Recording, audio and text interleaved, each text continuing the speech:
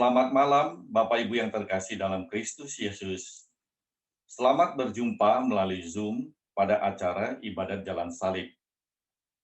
Marilah kita hening sejenak, mempersiapkan hati, pikiran, dan fisik kita, agar kita mampu merenungkan kisah sengsara Tuhan kita Yesus Kristus. Kita awali menyanyikan lagu pembuka.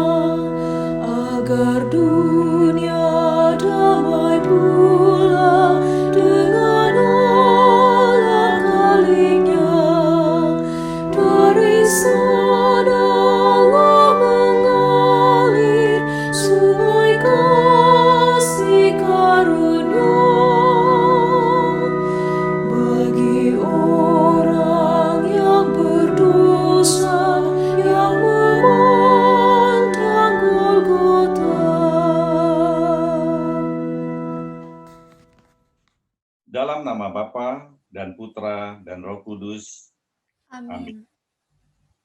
Tuhan beserta kita, sekarang dan selama-lamanya.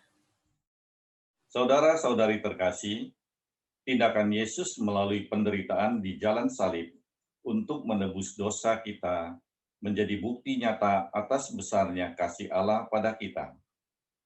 Allah, Sang Pencipta, tidak menghendaki kita, anak-anaknya, jauh daripadanya karena dosa. Kegiatan ibadah jalan salib, di mana kita merenungkan kisah sengsara Yesus ini, menjadi salah satu sarana bagi kita untuk merenungkan dan menyadari dosa kita dalam melakukan pertobatan diri. Bukan hanya untuk diri sendiri, melainkan kita juga harus mampu mengambil tindakan nyata kepada sesama dan seluruh alam ciptaannya. Marilah kita berdoa. Allah Bapa yang Maha Rahim, Engkau telah menunjukkan kasih-Mu dengan merelakan Putra-Mu yang tunggal mengalami kesengsaraan untuk menebus dosa-dosa kami. Bimbinglah kami melalui Roh Kudus-Mu dalam merenungkan jalan salib ini, agar kami semakin mampu mengamalkan iman kami, terlebih kami berani untuk semakin mengasihi, semakin terlibat, dan semakin menjadi berkat bagi sesama kami dan seluruh alam ciptaan. Demi Yesus Kristus, Tuhan dan pengantara kami, yang hidup bersama Dikau dalam Roh Kudus, kini dan sepanjang masa. Amin.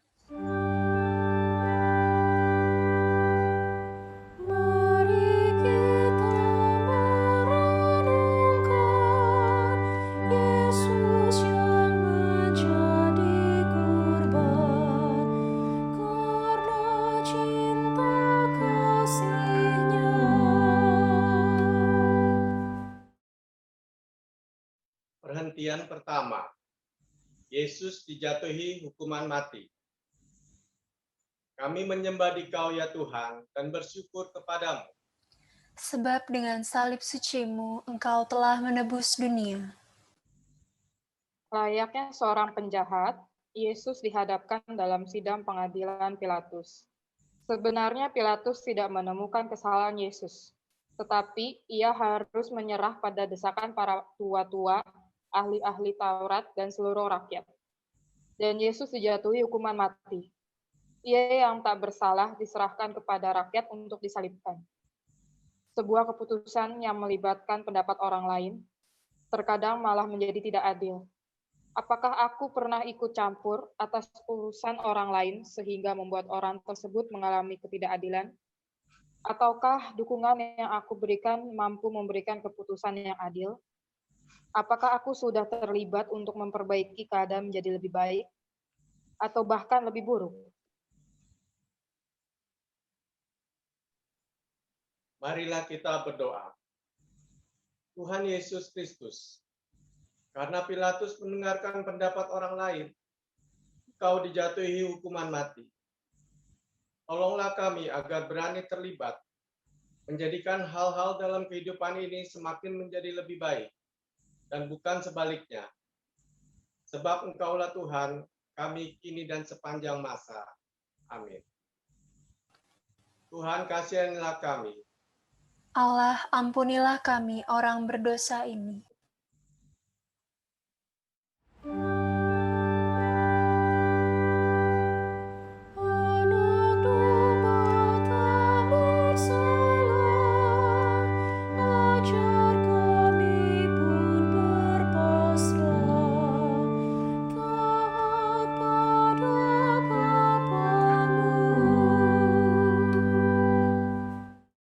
Perhentian kedua, Yesus memanggul salib. Kami menyembah Dikau, ya Tuhan, dan bersyukur kepadamu. Sebab dengan salib sucimu, Engkau telah menebus dunia. Yesus dihina, diludahi, disesah, bahkan mahkota duri dikenakan di kepalanya. Deritanya semakin bertambah ketika ia harus memanggul salibnya sendiri menuju ke tempat yang bernama tempat tengkorak, yang dalam bahasa Ibrani disebut Golgota. Ketika kita dihina atau diejek, sering kita menjadi jengkel, marah, sakit hati, dan ingin balas dendam. Tetapi iman kita mengajarkan akan kasih. Bahkan kita harus mengasihi musuh kita. Mampukah kita tetap mencintai walau kita dihina? Mampukah kita mengasihi musuh kita? Marilah kita berdoa. Tuhan Yesus Kristus, penderitaanmu semakin lengkap karena dosa kami. Seakan kami yang menghina Engkau. Kami yang memasangkan mahkota duri di kepalamu. Kami mohon, bimbinglah kami melalui Roh Kudus-Mu, agar kami selalu mengingat hal ini, sehingga kami mau berubah dan mengambil tindakan nyata untuk semakin mengasihi orang yang menghina kami. Sebab Engkaulah Tuhan kami, kini dan sepanjang masa. Amin. Tuhan, kasihanilah kami. Allah, ampunilah kami orang berdosa ini.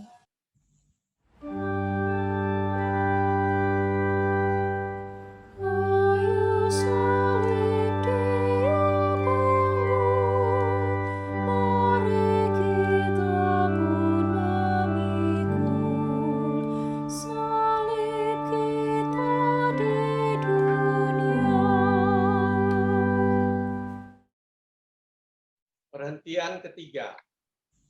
Yesus jatuh untuk pertama kali.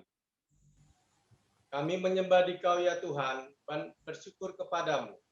Sebab dengan salib sucimu, Engkau telah menebus dunia. Perjalanan Yesus menuju Golgota semakin berat. Jalan mendaki membuat beban salib terasa berat, luka-lukanya mengeluarkan darah, badannya lemah dan lelah, bahkan batin pun lelah.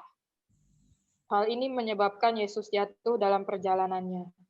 Namun karena cinta dan kesetiaannya, Yesus bangkit dan meneruskan perjalanan. Penderitaan seringkali membuat kita ingin menyerah, bahkan mengakhiri hidup. Ketika kita melihat sesama kita mengalaminya, apakah yang kita lakukan? Membiarkannya terpuruk?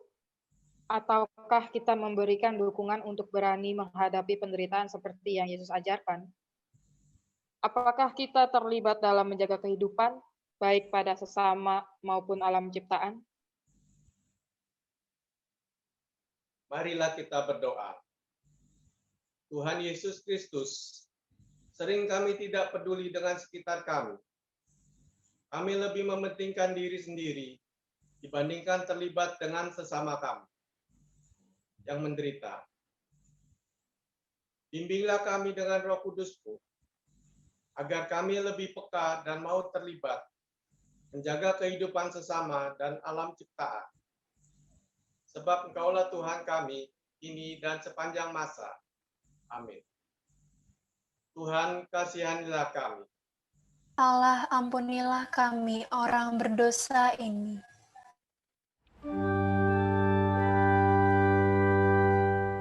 Tuhan Yesus, tolong kami,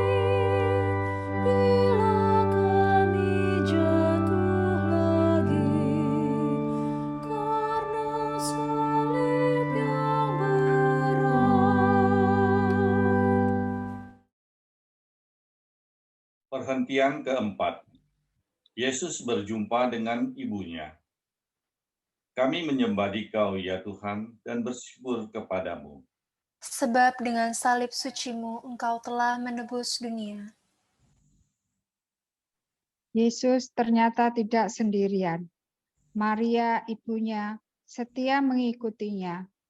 Maria ada di pinggir jalan yang dilewati Yesus.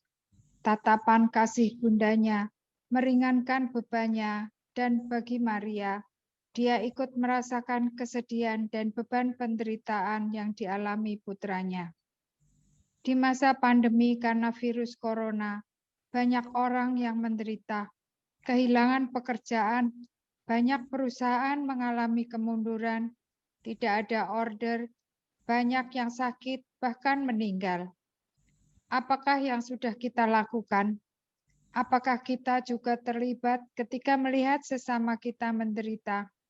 Apakah kita tetap bisa mengasihi sesama kita ketika kita sendiri sedang mengalami penderitaan? Marilah kita berdoa. Tuhan Yesus Kristus, Bunda Maria menunjukkan kasih-Nya kepadamu, sekalipun dari pinggir jalan. Dia mau terlibat ikut merasakan kesedihan dan penderitaanmu. Bimbinglah kami dengan Roh Kudus-Mu, agar kami mampu meneladan Bunda Maria, menjadi pribadi yang sanggup mengasihi dan terlibat dengan sesama yang menderita. Sebab Engkaulah Tuhan kami, kini dan sepanjang masa. Amin. Tuhan, kasihanilah kami. Allah, ampunilah kami orang berdosa ini.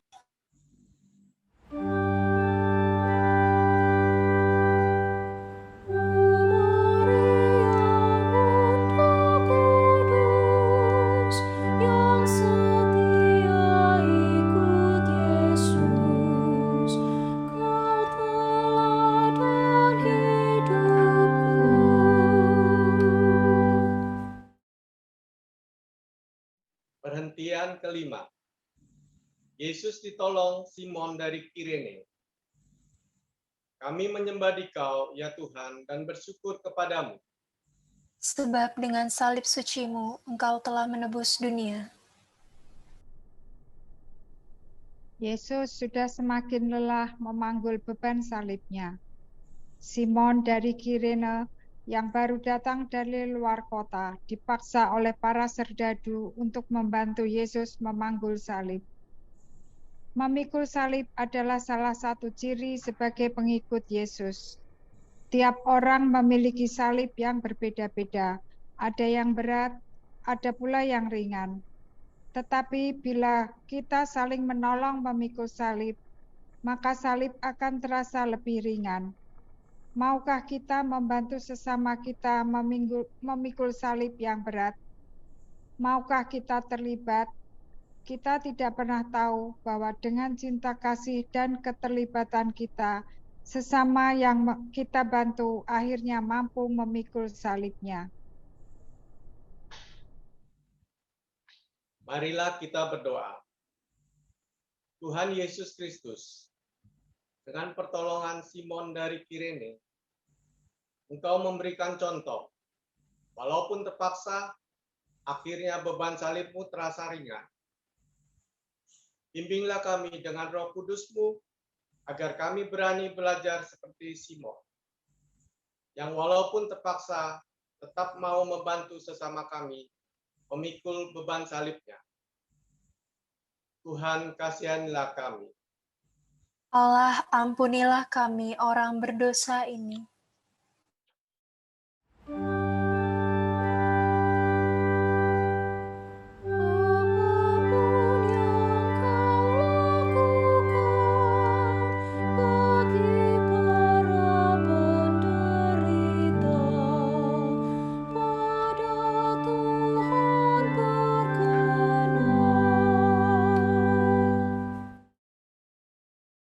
Perhentian ke-6. Veronica mengusap wajah Yesus. Kami menyembah Dikau, ya Tuhan, dan bersyukur kepadamu.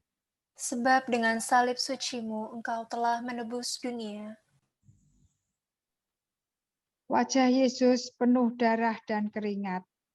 Matanya sulit untuk melihat dengan baik. Veronika melihat itu, dan dengan berani ia mendekati Yesus dan menyeka wajahnya.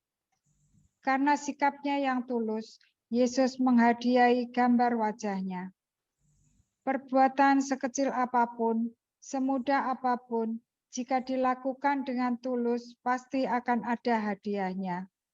Apakah kita mau menjadi seperti Veronika yang dengan berani mau terlibat dalam penderitaan Yesus? Marilah kita berdoa. Tuhan Yesus Kristus, kami sering melihat penderitaan sesama kami, tetapi terkadang kami malas untuk menolong, malas untuk terlibat karena berbagai alasan. Tolonglah kami dengan bimbingan Roh Kudus-Mu, agar kami mau melakukan aksi nyata, yaitu terlibat menolong sesama kami yang mengalami kesusahan. Sebab Engkaulah Tuhan kami, kini dan sepanjang masa. Amin. Tuhan, kasihanilah kami. Allah, ampunilah kami orang berdosa ini.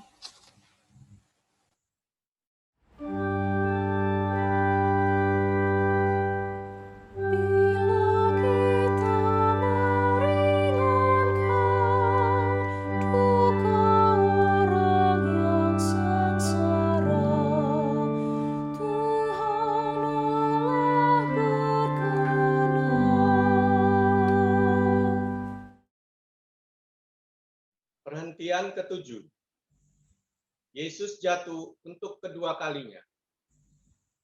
Kami menyembah Dikau, ya Tuhan, dan bersyukur kepadamu. Sebab dengan salib suci-Mu, Engkau telah menebus dunia. Sekalipun Simon dari Kirene dan Veronika telah menolong Yesus, ternyata hal itu tidak cukup. Tubuh Yesus semakin lemah, sementara perjalanannya masih jauh. Karena beratnya beban salib, Yesus jatuh untuk kedua kalinya. Tetapi Yesus bangkit lagi dengan tabah dan tekad yang kuat untuk menebus dosa kita. Dalam perjalanan pertobatan kita, terkadang kita masih sering jatuh dalam dosa yang sama. Jatuh bangun terus-menerus. Sampai kapankah kita akan seperti ini? Sadarkah bahwa dosa kita yang membuat salib Yesus semakin terasa berat? Apakah kita bangkit kembali seperti yang Yesus teladankan? Marilah kita berdoa. Tuhan Yesus Kristus, jatuh berulang kali adalah hal yang tidak enak, bahkan membuat malu. Bantulah kami dengan bimbingan Roh Kudus-Mu, agar kami berani bangkit dan melangkah maju, serta berjaga terus dari kejatuhan kembali. Sebab Engkaulah Tuhan kami, kini dan sepanjang masa. Amin. Tuhan, kasihanilah kami. Allah, ampunilah kami orang berdosa ini.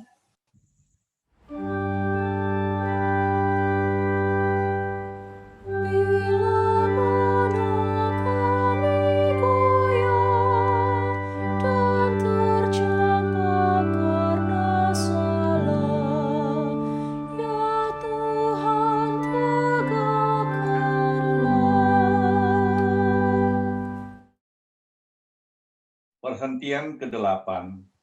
Yesus menghibur para wanita yang menangisinya. Kami menyembah Dikau, ya Tuhan, dan bersyukur kepadamu. Sebab dengan salib suci-Mu, Engkau telah menebus dunia. Di dalam perjalanannya menuju Golgota, banyak orang yang mengikuti Yesus.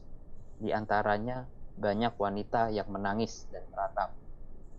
Yesus pun memberi nasihat kepada mereka, "Hai putri-putri Yerusalem, janganlah kamu menangisi aku, melainkan tangisilah dirimu sendiri dan anak-anakmu."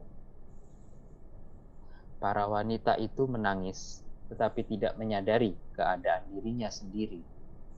Mereka lebih menasihati orang lain, tetapi tidak melakukan pertobatan diri. Mereka terlibat, tetapi dalam hal yang negatif. Apakah kita juga seperti mereka, menuding orang lain, sementara kita sendiri melakukannya? Apakah ini arti terlibat yang sebenarnya? Apakah keterlibatan seperti ini bisa disebut karena cinta atau mengasihi? Atau sebaliknya, senang pada penderitaan orang? Marilah kita berdoa. Tuhan Yesus Kristus, teguran-Mu kepada para wanita yang menangis dan meratapi-Mu, seperti teguran-Mu kepada kami. Seringkali kami peduli pada sesama, tetapi kami melupakan pertobatan diri sendiri. Bimbinglah kami dengan terang Roh Kudus-Mu, agar kami melakukan pertobatan diri terlebih dahulu sebelum kami mencintai dan terlibat dengan sesama kami, dan juga dalam ciptaan, sebab Engkaulah Tuhan kami kini dan sepanjang masa. Amin. Tuhan, kasihanilah kami. Allah, ampunilah kami orang berdosa ini.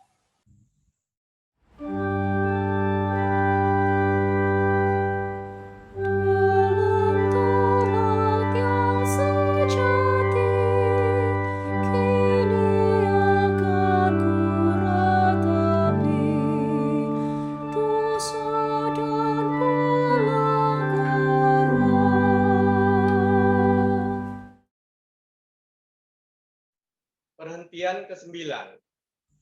Yesus jatuh untuk ketiga kalinya. Kami menyembah Dikau, ya Tuhan, dan bersyukur kepadamu. Sebab dengan salib suci-Mu, Engkau telah menebus dunia. Di tengah cuaca yang terik, semakin panas, Yesus sungguh-sungguh sudah kehabisan tenaga. Jalan yang semakin menanjak, ditambah luka-lukanya yang mengucurkan darah, semakin memperberat penderitaannya. Tubuhnya tak kuat lagi menahan beratnya salib. Yesus jatuh untuk ketiga kalinya. Tetapi sekali lagi, besarnya cinta pada manusia dan ketaatan pada Bapanya membuat Yesus untuk bangkit lagi. Kekuatan cinta Allah pada kita itulah yang memberikan kekuatan pada Yesus untuk bangkit.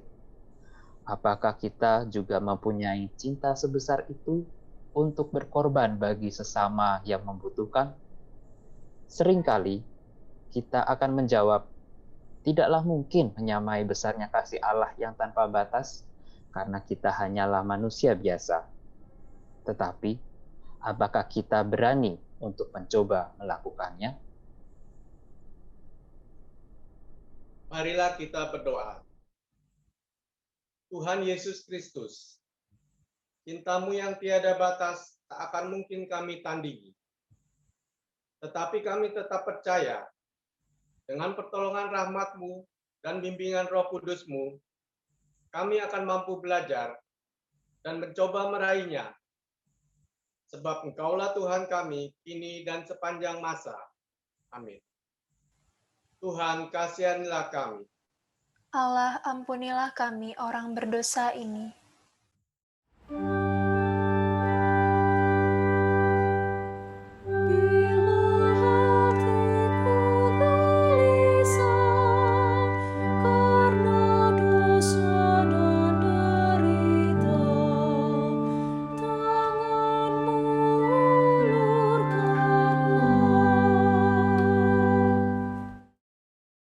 Perhentian ke-10. Pakaian Yesus ditanggalkan. Kami menyembah Dikau, ya Tuhan, dan bersyukur kepadamu. Sebab dengan salib suci-Mu, Engkau telah menebus dunia. Saat tiba di Bukit Golgota, penderitaan Yesus belumlah berakhir.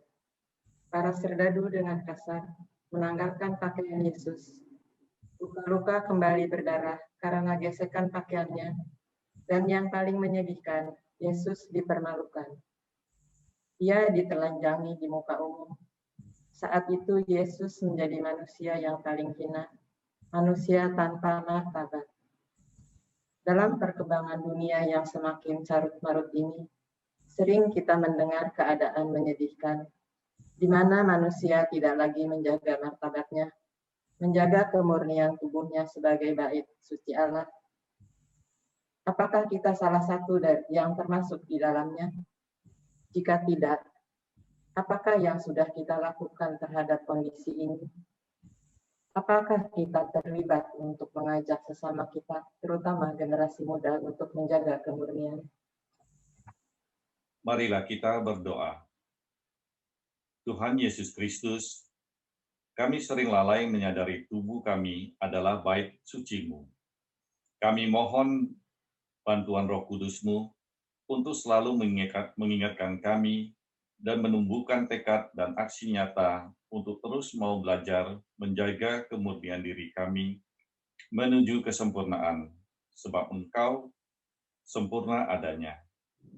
Sebab Engkaulah Tuhan kami, kini dan sepanjang masa. Amin. Tuhan, kasihanilah kami. Allah, ampunilah kami orang berdosa ini.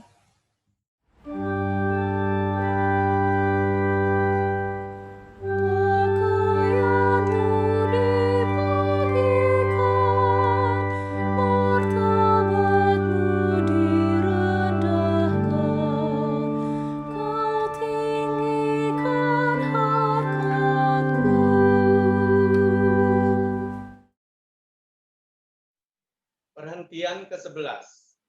Yesus disalibkan. Kami menyembah Dikau ya Tuhan dan bersyukur kepadamu. Sebab dengan salib suci-Mu Engkau telah menebus dunia. Penderitaan Yesus masih terus berlanjut. Para prajurit mencampakkan tubuh Yesus ke tanah, menembusi tangan dan kakinya dengan paku pada kayu salib, palang penghinaan. Ini adalah saat yang benar-benar mengerikan. Kemudian salib itu ditegakkan, namun sekalipun tangannya terpaku dan menanggung berat beban tubuhnya, Yesus masih sempat mendoakan para serdadu. Bapa, ampunilah mereka, karena mereka tidak tahu apa yang mereka perbuat. Menerima sikap yang tidak adil, tidak memiliki kesalahan, tetapi dihukum, menjadikan kita dendam dan sakit hati. Apakah ini selaras dengan ajaran iman kita tentang kasih? Apakah kita bisa mengampuni sampai 70 kali 7? Marilah kita berdoa. Tuhan Yesus Kristus, kami mau meneladani sikap-Mu, mengampuni yang bersalah, dan membawa ketidakadilan kepada kami. Dengan pertolongan Roh Kudus-Mu, ajarilah kami, dan berikan kami kekuatan untuk melakukannya. Sebab Engkaulah Tuhan kami, kini dan sepanjang masa. Amin. Tuhan, kasihanilah kami. Allah, ampunilah kami orang berdosa ini.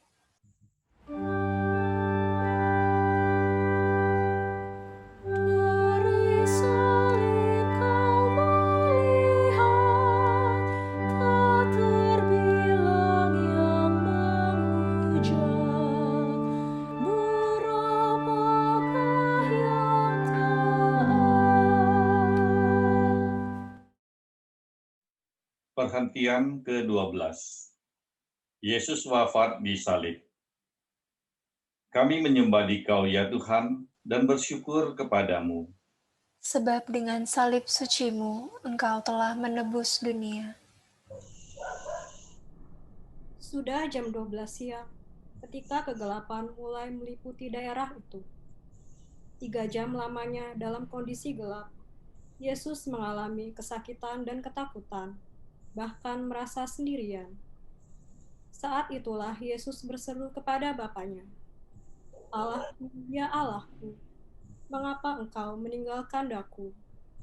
Dan tepat jam 3 siang, Yesus menyerah dengan berkata, "Ya Bapa, ke dalam tangan-Mu kuserahkan nyawaku." Sesudah berkata demikian, Yesus wafat.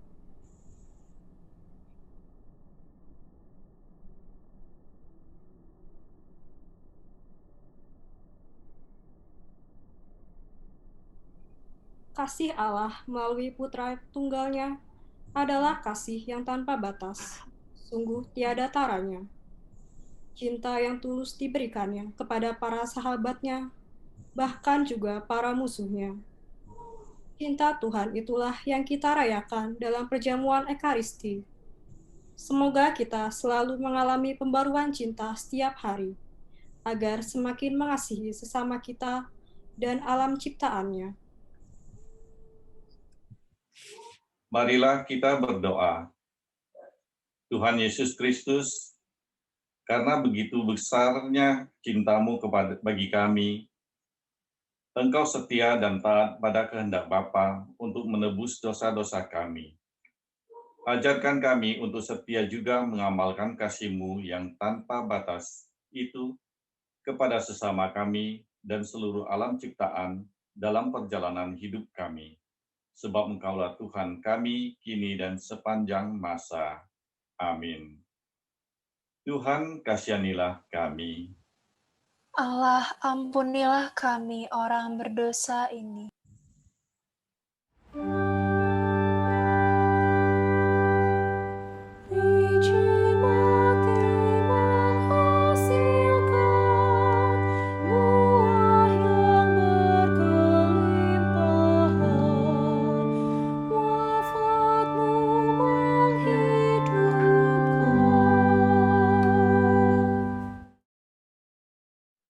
Perhentian ke-13. Yesus diturunkan dari salib. Kami menyembah Dikau ya Tuhan dan bersyukur kepadamu. Sebab dengan salib suci-Mu, Engkau telah menebus dunia. Salah seorang prajurit menikam lambung Yesus, dan segera keluarlah darah serta air. Atas keberanian Yusuf dari Arimatea, yang meminta jenazah Yesus pada Pilatus, jenazah Yesus lalu diturunkan. Maria yang sedari awal mengikuti jalan salib Yesus, menerima Yesus di pangkuannya. Sekalipun berduka, Maria melaksanakan apa yang pernah dikatakannya. Terjadilah padaku menurut perkataanmu.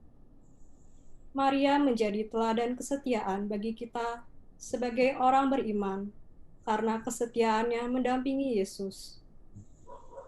Bunda Maria, perawan pilihan Allah, membuktikan kesetiaannya sampai akhir hayat putranya.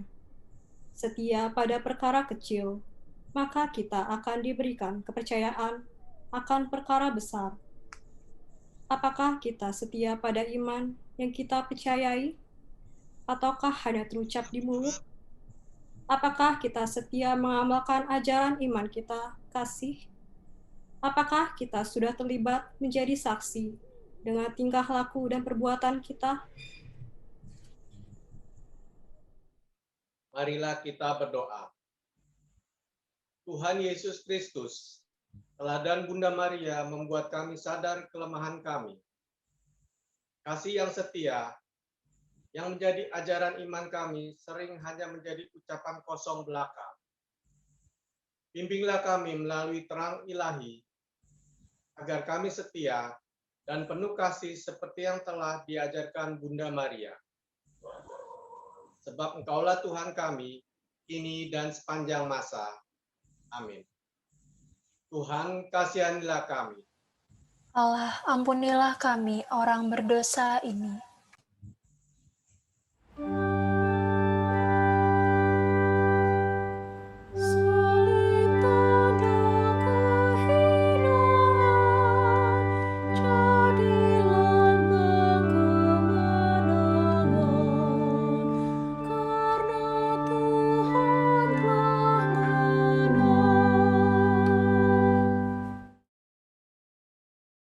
Perhentian ke-14. Yesus dimakamkan. Kami menyembah Dikau ya Tuhan dan bersyukur kepadamu. Sebab dengan salib suci-Mu, Engkau telah menebus dunia. Sebab hari Sabat akan mulai, para murid merawat jenazah Yesus, mengafaninya dengan kain lenan, dan meminyakinya menurut adat orang Yahudi. Lalu jenazah Yesus dibaringkan dalam sebuah kubur baru di dekat tempat Yesus disalibkan. Yesus telah wafat, tetapi kasih dan mujizatnya tetap nyata hingga kini. Apakah kita percaya akan karya-karyanya yang ajaib sejak dahulu hingga saat ini? Apakah kita pernah mengalami kasih-Nya yang begitu besar? Apakah kita sanggup menjadi saluran kasih-Nya kepada sesama di sekitar kita dan seluruh alam ciptaan? Marilah kita berdoa. Tuhan Yesus Kristus, dalam masa pertobatan ini, ajar kami semakin menyadari bahwa kasih-Mu masih nyata dalam setiap langkah kehidupan kami. Kami mohon agar kami dimampukan menjadi saluran berkat bagi sesama kami dan alam ciptaan, sebab Engkaulah Tuhan kami, kini dan sepanjang masa. Amin. Tuhan, kasihanilah kami. Allah, ampunilah kami orang berdosa ini. Saudara-saudari yang terkasih dalam Kristus, jalan salib adalah salah satu sarana bagi kita untuk menyadari akan kasih Allah yang besar dan nyata bagi kita. Semoga perenungan kita akan penderitaan Yesus di jalan salibnya menyadarkan kita dan membuat kita berani untuk melakukan pertobatan diri. Bukan saja bagi diri kita sendiri, melainkan untuk sesama dan seluruh alam ciptaan. Semoga perenungan ini menjadikan kita berani untuk semakin mengasihi, semakin terlibat, dan semakin menjadi berkat untuk sesama. Marilah kita berdoa. Allah Bapa yang Maha Rahim, penderitaan Yesus di jalan salibnya sungguhlah berat. Tetapi karena kasih, kesetiaan, dan ketaatannya pada kehendak-Mu, Yesus mampu melakukannya bagi kami, menebus dosa-dosa kami, agar kami merasakan kembali hubungan yang harmonis dengan-Mu. Ajarilah kami untuk selalu menyadari hal ini, sehingga tingkah laku kami hari demi hari semakin sesuai dengan apa yang Kau kehendaki, dan semakin menuju kesempurnaan. Kami mohon, ampukan kami untuk semakin mengasihi, semakin terlibat, dan semakin menjadi berkat bagi sesama kami dan seluruh alam ciptaan-Mu. Dengan perantaraan Tuhan Yesus, Putra-Mu yang hidup bersama Dikau dan Roh Kudus sepanjang segala masa. Amin. Dalam nama Bapa dan Putra dan Roh Kudus. Amin. Demikianlah acara ibadat jalan salib kita malam ini. Tuhan berkati.